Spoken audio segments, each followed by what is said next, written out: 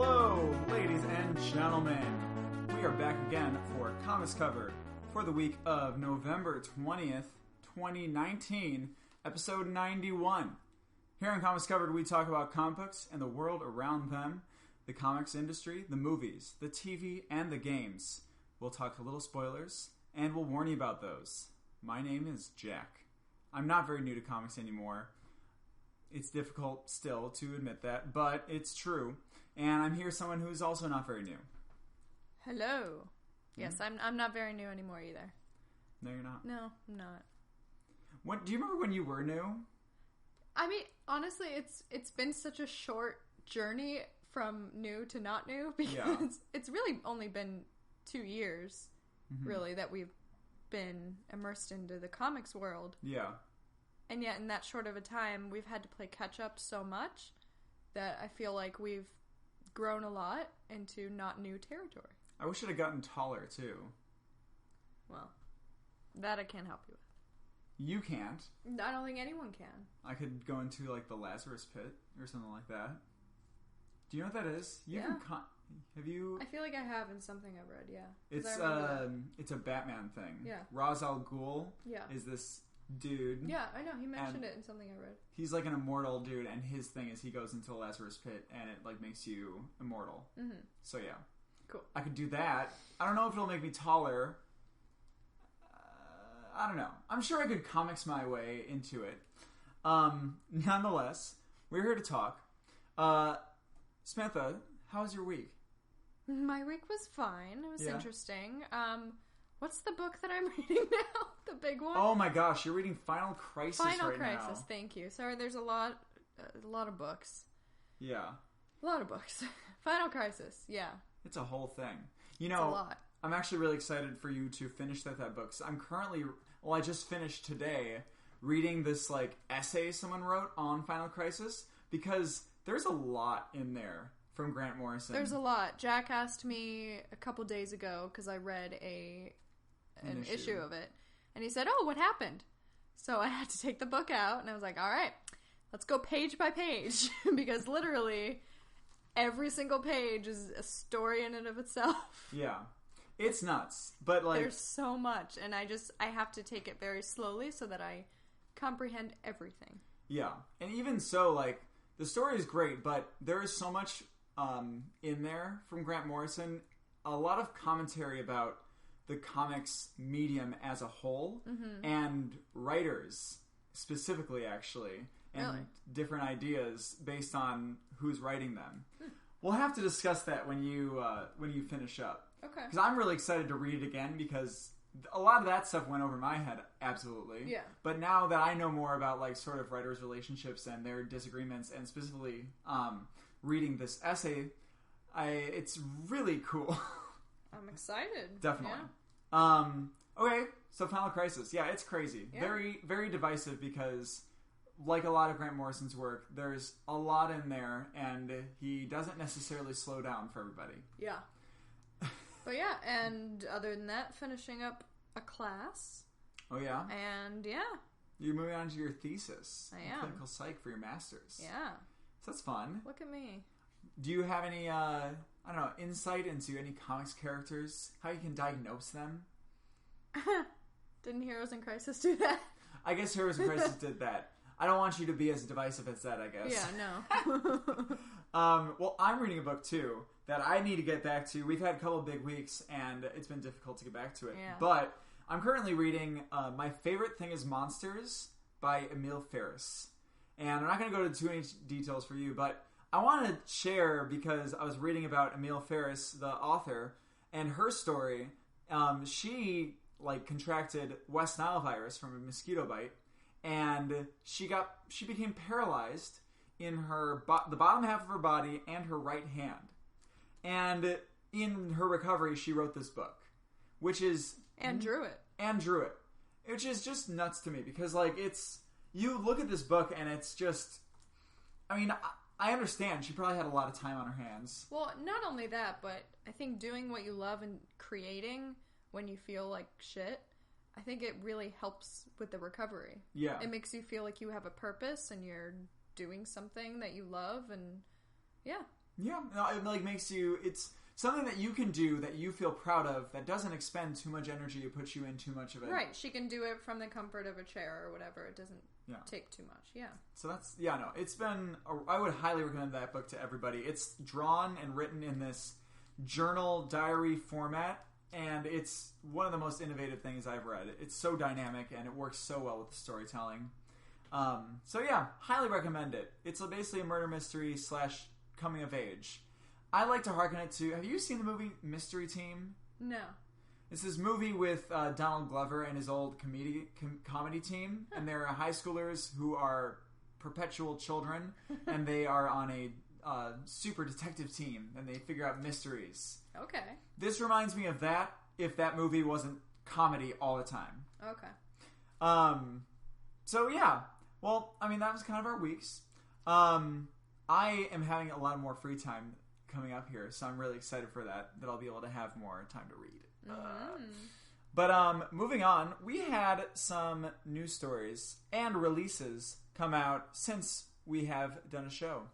First of all, and I just showed you this, Marvel released some clips from their animated upcoming What If series that they're going to do. Okay. Samantha, have you ever heard of What If?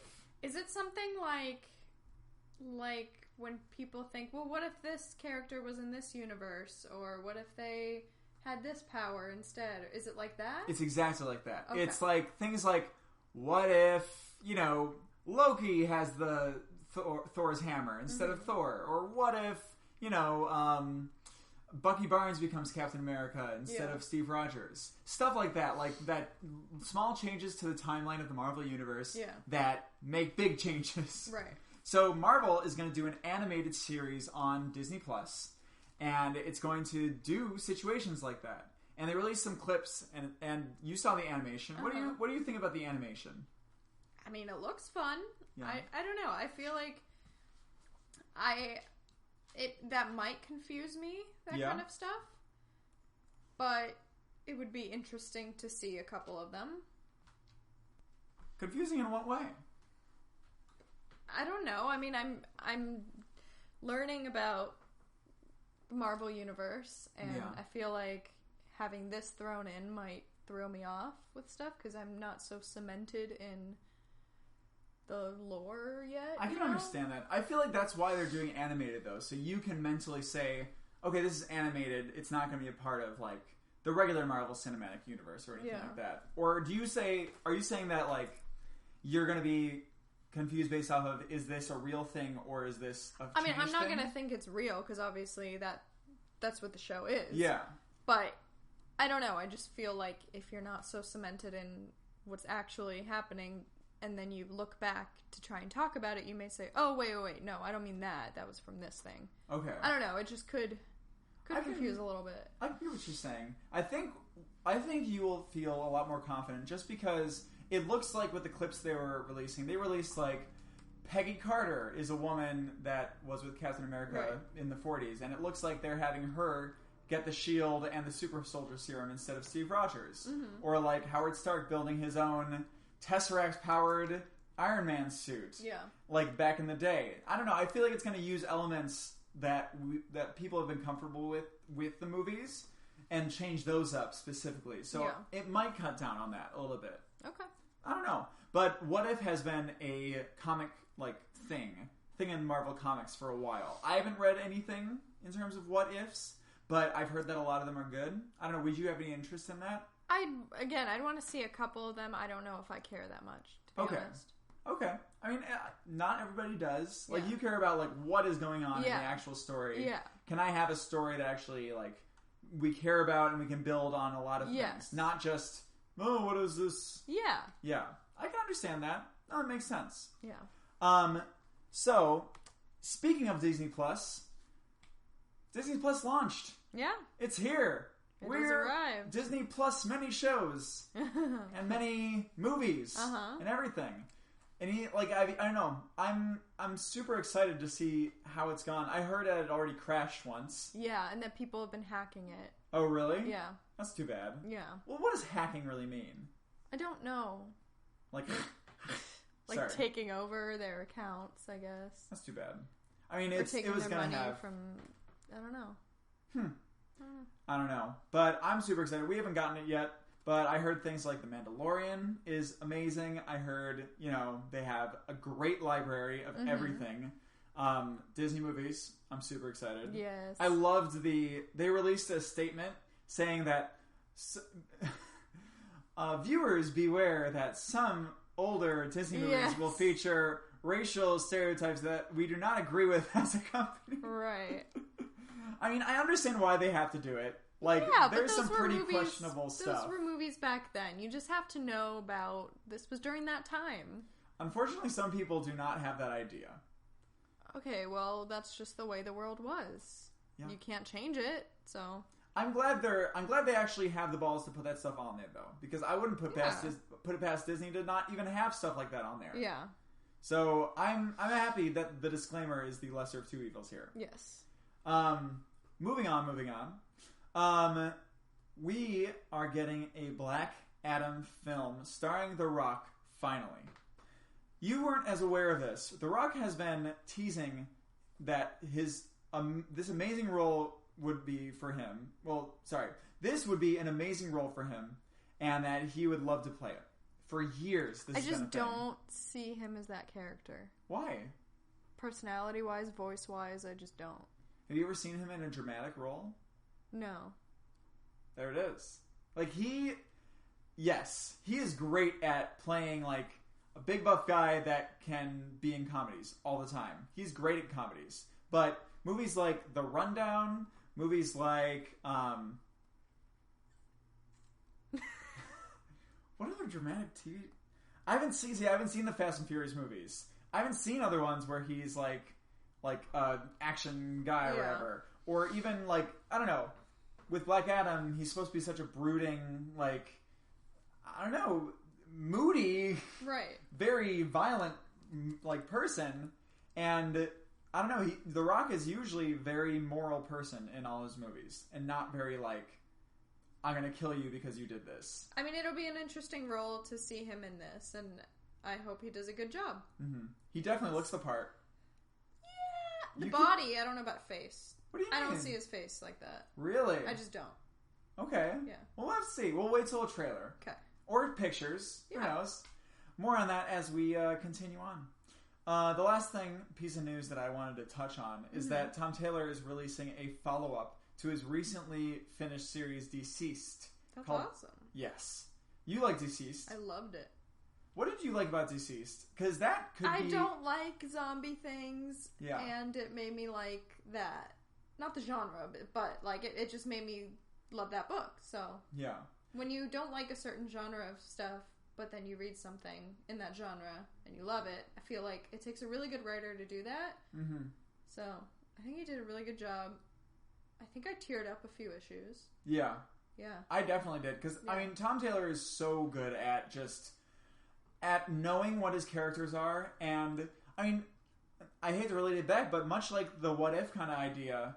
He does so well at keeping the characters the same, but having like a what if scenario where it's like, I just want to see this story where it happens to these same characters. Yeah. Like, I don't know. That kind of stuff I'm fine with. If the characters stay the same, but the situations are different. Yeah. Yeah. No, I can understand that. I think he did a really great job with it. And was it Spider-Man that he did? He is currently writing Friendly Neighborhood Spider-Man, which I think is ending soon. But we have a big book of something by him. By Tom Taylor? Yes. I know we do. I don't think it's Spider-Man. Okay. I don't know what we have by him. I have no idea. The big series that he's done are... I mean, the big thing that he did was Injustice, and we don't have any of that. Okay. I don't think we have any Tom Taylor. Because the Spider-Man thing you're thinking of is... Friendly Neighborhood Spider-Man, which is a current series, but we'll check back on that because I think you're right. Actually, I feel like we do have something by Tom Taylor, but I can't think of what it is. Okay. His new series going over Deceased is Deceased Unkillables, and it's going to talk about what the villains have been doing. A 3-part series, I think. So not too much, but I'll take it, honestly. I'll take it. It's better than nothing. Yeah, and honestly, I think it's better than a follow-up, too, because definitely. It ended so well. It's perfect the way it ended. Not how I thought it would. Yeah. You know, not a happy, but not a sad. Like, there was hope, but... Exactly. Yeah, it was a perfect ending. And I really, the only thing I want as follow-up is I really want to know what those motherfucking magic people were doing. Remember in DC's The Good Day to Die? Yeah. When John Constantine was, like, accepting death? Yes. And then the magic people, like Zatanna, Dr. Fate, they're like, okay, we're gonna do this. And nothing. Yeah. So there's gotta be something. Yeah. Okay, well, I mean, that's basically it for news. Samantha, do you want to talk about some weekly comics? Sure. Did you want to tell the folks at home what we had this week? Yeah, so this week we had Absolute Carnage #5, not the penultimate, but the ultimate. The Ultimate Universe. Not the universe. No. Sorry, the Ultimate Issue. Yes. Farmhand came back. Farmhand #11. Ice Cream Man #16. Immortal Hulk #27. Justice League #36. Which is ending at 39. Right. It's crazy. Outer Darkness #12. Something is Killing the Children #3. Marauder #2. Sorry, that was a Marauders, plural. yeah. I was like, what? There's only one Marauder now. Spoilers. Just sorry. one. Excalibur #2. And The Question, The Death of Vic Sage. Yeah, it was quite a week. A lot of cool new stuff, some stuff ending.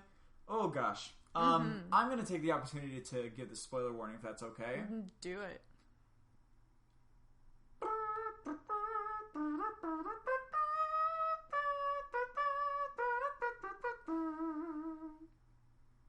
Nice. I mean, not original, but you know. Not original? No. Well, it's never been original, No, so I'm it never sorry. has. It's the William Tell Overture. Ooh. Do you ever like opera? That's fine.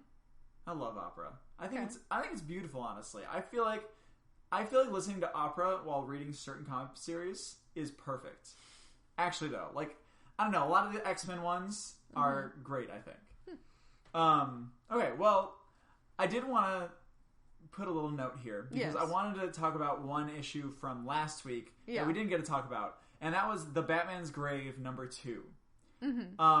This issue I thought was amazing because I am a sucker for silent sequences. It wasn't completely silent, though. It wasn't, but it was basically like no dialogue.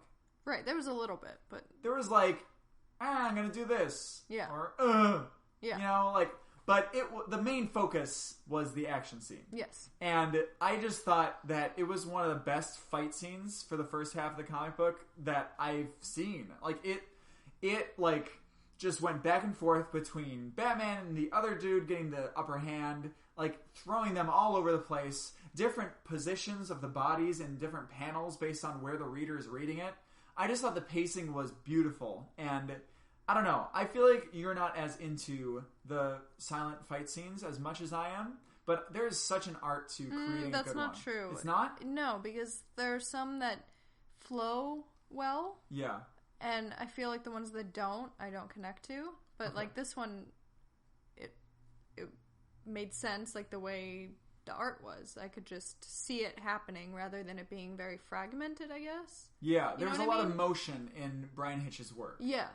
But you understand what I mean, right? Absolutely. There are some fight scenes that are very like, he's throwing a punch, but then the next panel doesn't follow through with the punch. It's like, oh, now he's kicking. Oh, okay, but what happened with the punch? Like, I like to see a flow of it a lot of times if they're doing like a silent fight scene like that. Yeah. And I think that's part of the art here. Like, it's... Brian Hitch just has such dynamic movement. I think it's partly the body positioning, too, within... Definitely. With how you view it. Definitely. And because they had some, like, from the bottom looking up at the dude. Yeah. Yeah, it was really well done. I think it's amazing. We recently got the Absolutes version of the Authority series by the same creative team, Warren Ellis and Brian Hitch. And from what I hear, it's, you know, one of those revolutionary things in marrying writing and art that has changed modern comics. So... I'm pumped for that, especially after reading things like Batman's Grave, the first couple issues. Yeah. But nonetheless, moving on from there, still doing spoilers, We are going to talk about the end of Absolute Carnage. A series that I feel like I would not like in another universe. Yeah. I don't know. I don't inherently enjoy all this dark, gothic, goopy symbiote stuff. Yes. But I feel like Donny Cates and Ryan Stegman and everybody on this book, the creative team, has just such a good handle on the action, the emotional beats, the writing of different characters. The comedy aspects, too. Everything marries so well within this, and it just has this foreboding sense of what does this ending lead to? Yeah. Because, I don't know, do you remember how this ends up? The guy rises. No. Yeah. Because Carnage basically gives Venom, Eddie Brock, a choice. Either you let me kill your son right now, or you're going to kill me, and you're going to wake up Null. Right.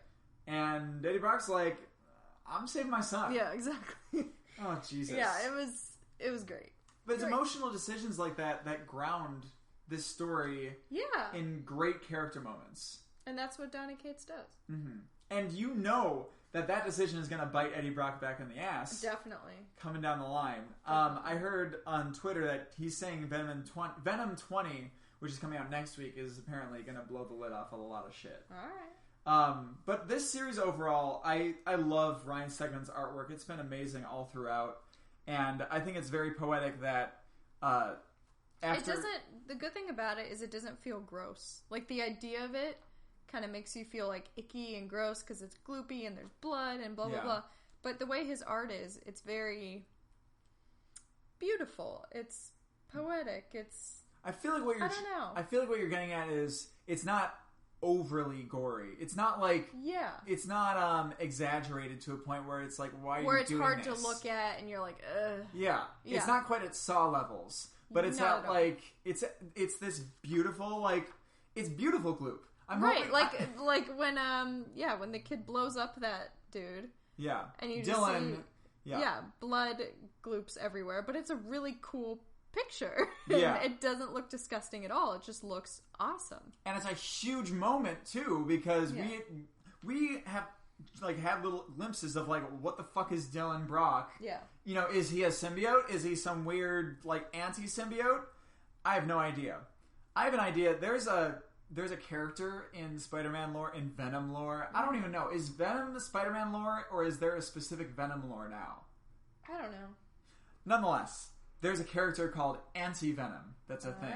So I wonder if this is a clue. I hate all this symbiote shit. Yeah. And him destroying a symbiote. Yeah. I wonder if he's going to be a sort of Anti-Venom character. Maybe. I don't know. But I'm super excited to see what Dylan's going to be doing now that he knows that he is Eddie Brock's son. Yeah. It's just, Donny Cates grounds all this in emotional decisions that fuck up characters and give them, new ideas about themselves. Mm-hmm. And that's really what I read comics for. Yep. Me too. Also, I just wanted to have one more note on this. I don't like the idea... it's not that I don't like this idea, but I'm really uncomfortable with the idea that we can have a flashback scene that says long ago, and then have in the same scene one of the characters using an iPod. It makes me feel really old. Well, when they say long ago, that could be 10 years. I know, but even so...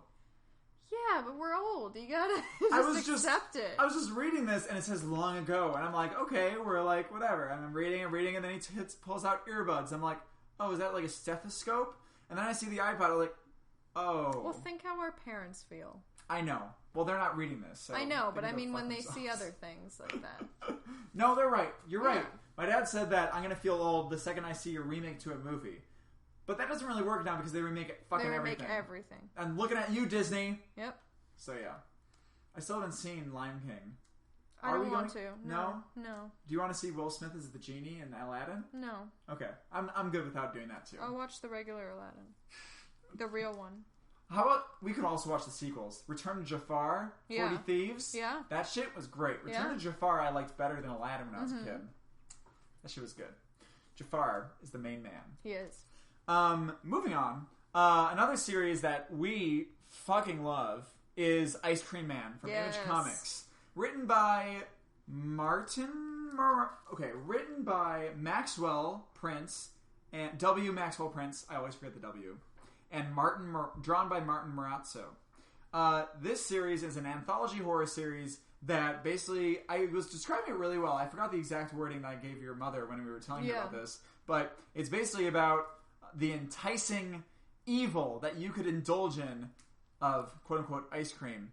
And not doing that because this series says you're going to probably fucking die and be tortured because of it. Mm-hmm. This particular issue is about a single father who has a teenage daughter, and he is having trouble because he feels like he's losing her and reads her journal.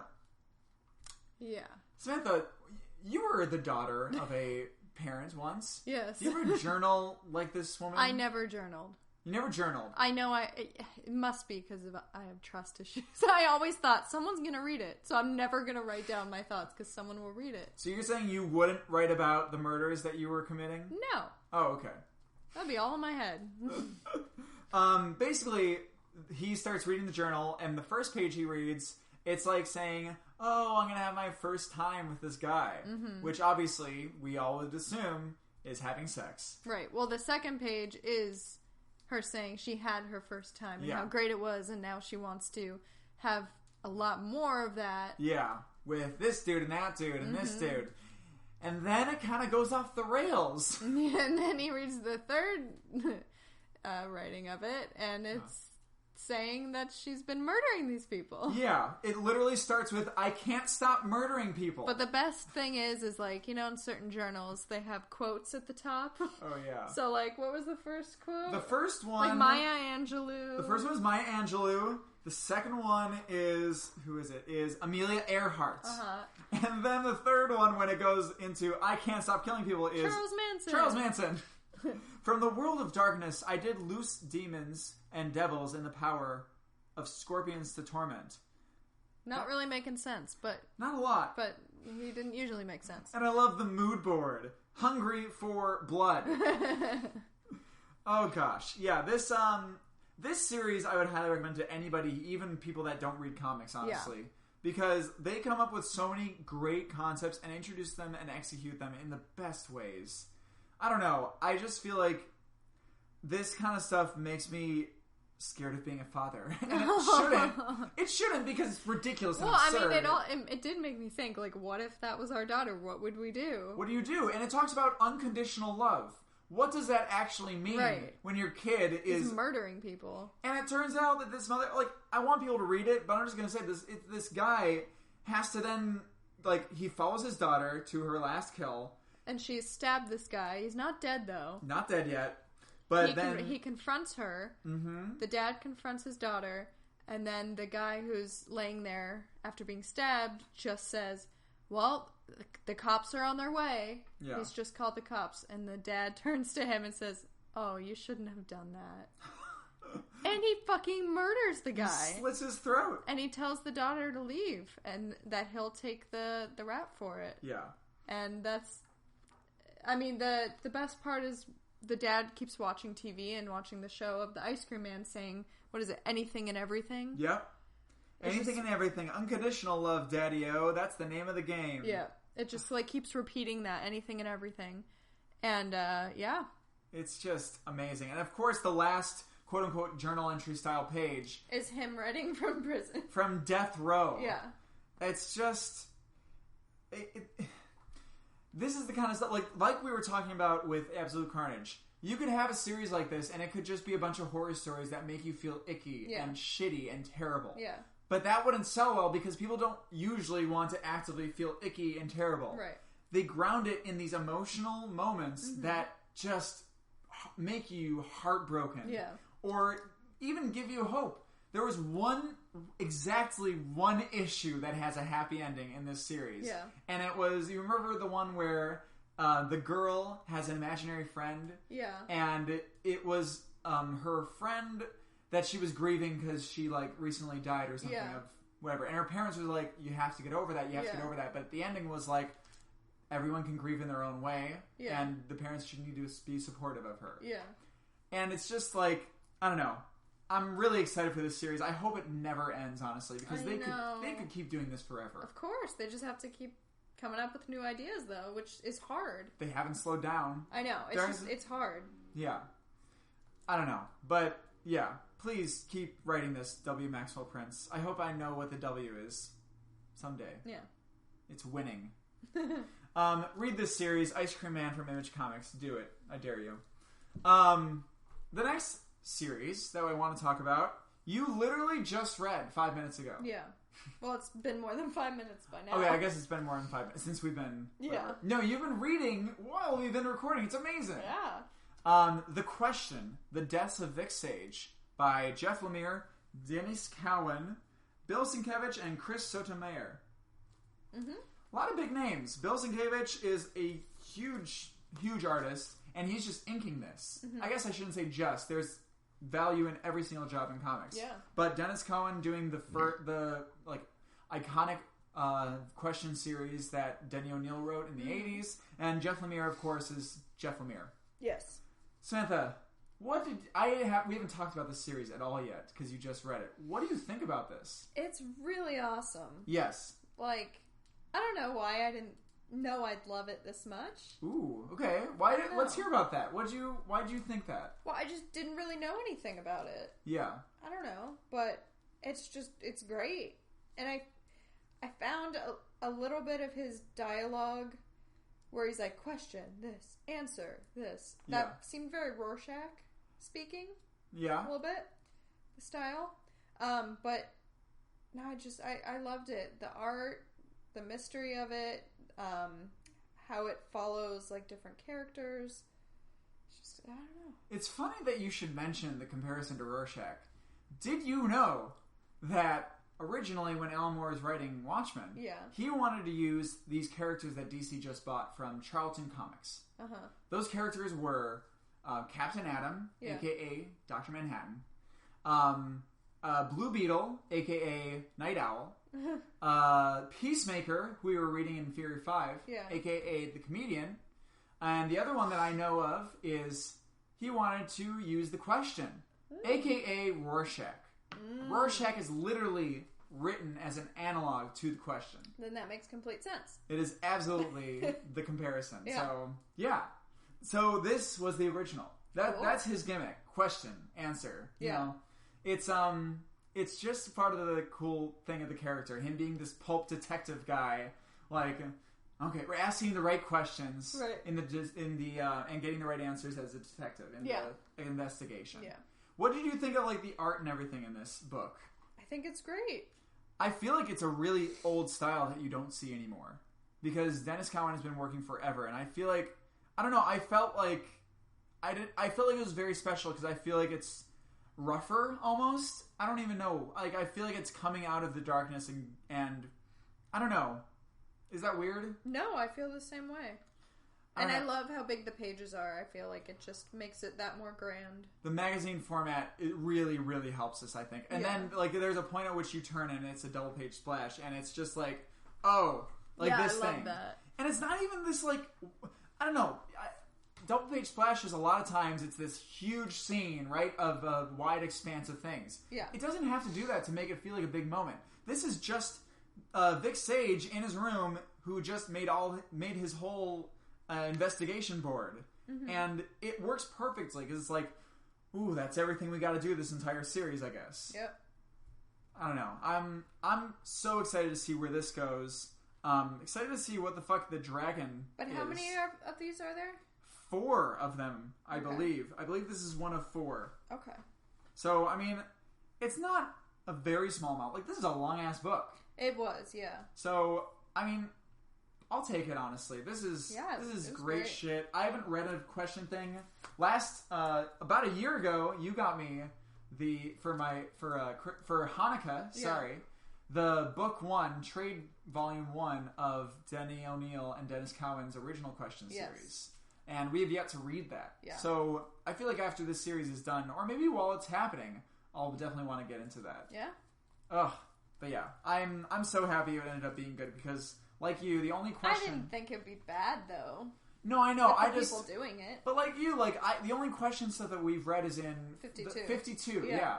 with Renee Montoya and Charlie. Yeah. She was calling him. Right. So that must not have been this guy. No.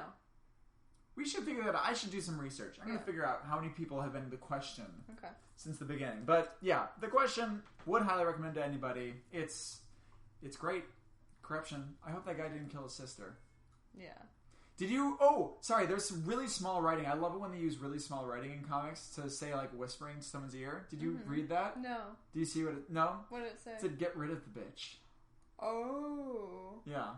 Wow. So I think she is dead. Yeah.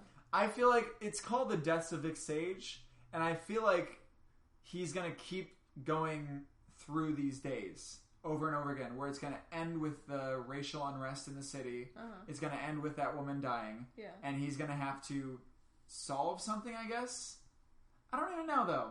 Maybe I sound stupid from future me. No. Nonetheless, it's great. Samantha, let's move on into X-Men Corner.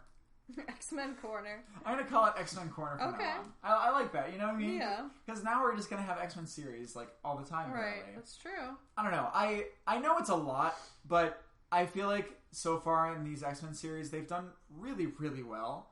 And it's so cool to me to read so many different series that are inhabiting a specific part of the Marvel Universe. Yeah. And knowing exactly what's going on all the time, basically. Yeah, and we were trying to be really picky and deciding which ones we were not going to read. Yeah. They're making it very difficult. It's really difficult. Because they're all really good. At least in some way. Like, there's always something that I'm holding on to. Even New Mutants, which you didn't like as much. That's probably the best art out of every single one. The art is great, yes. Rod Reese is a fucking god. I liked Fallen Angels. Okay, Fallen Angels is great, actually. That was my favorite art of all. Simon Zadransky. Yeah. I mean, art actually in general. I really, really like the art on the regular X-Men series. Laniel Francis Yu. Yeah. Ugh. In last issue, he drew island sex in the best way that I could possibly see it. Yes. Am I wrong? No, you're not wrong. So in X-Men Corner this week, we had Excalibur #2 and Marauders #2. And do you have any specific thoughts on either of these? Anything that you would... It was just very fun. I love Kate Pryde. Yeah. She's awesome. She's one of my favorite characters in X-Men, I think. I love Emma Frost. She's badass. Yeah. I'm a big fan of Betsy Braddock as Captain Britain. Yeah, she's great too. She didn't have as much of a spotlight in this issue, though, as she did last issue. I think she'll end up having more just because they're dealing with the problem of her brother and Otherworld and everything. Yeah. And that's like her shit. Yeah. But, I don't know, the character that really stole the light in Excalibur was Apocalypse, I thought. Yeah, he's great. He's just... Because everyone is so fucking on edge with him. Yeah. Because he's been killing people for ages. I know. But now he's like, you know, mutants are successful. What am I going to do? Right. With that, you know, feeling towards it, too. Yeah, I just... He's adorable. he really is, though. I think he is. He's fantastic. Yeah. And he's, like, holding down the fort now with the Lighthouse Rogue. And, yeah, there's just a lot of cool shit going on in X-Men. Marauders, in particular, I think is a fantastic thing. Kate Pryde is now the Red King. Yeah. Red Queen, I'm sorry. Queen. What do you think of tattoos? In general? Well, no, in X-Men. Oh, it's funny. It was funny. Her hold fast, she looks... I like her pirate badass look. Yeah. I don't know. I hope that this other dude who got half a skull on his face, Pyro, I hope that goes away. I hope so too. It's really not good looking. Yeah. But, and I hate that dude. Simon is that his name? Simon. The one that Emma Frost was talking to? Sebastian Shaw. Sebastian Shaw, sorry. He's just a dick. He's supposed to be. Yeah. Yeah, he's like, I feel like anybody that is hurting mutant, like ideas is now someone that I don't like. Yeah. And he is. He's doing it for selfish reasons. It's like, dude, chill your shit. Right. Like, just do what Emma Frost tells you. Right. And because she knows best. Yeah. But Agreed. yeah, she's just... And I told you right before this about her crystalline form, which you didn't know about.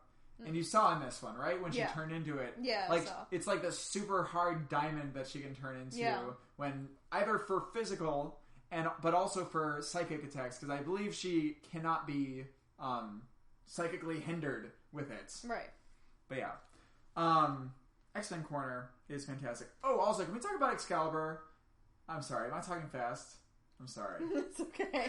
I do that. I get excited. I know. The first page of Excalibur is Apocalypse seeing off these two druid dudes, right? Mm-hmm. And they drown. Yeah. And then the next scene, we see a bunch of mermaid people come from the same water. Oh. Pretty sure it's those dudes, somehow. That makes sense. I don't know. Because that also was 4th century BCE.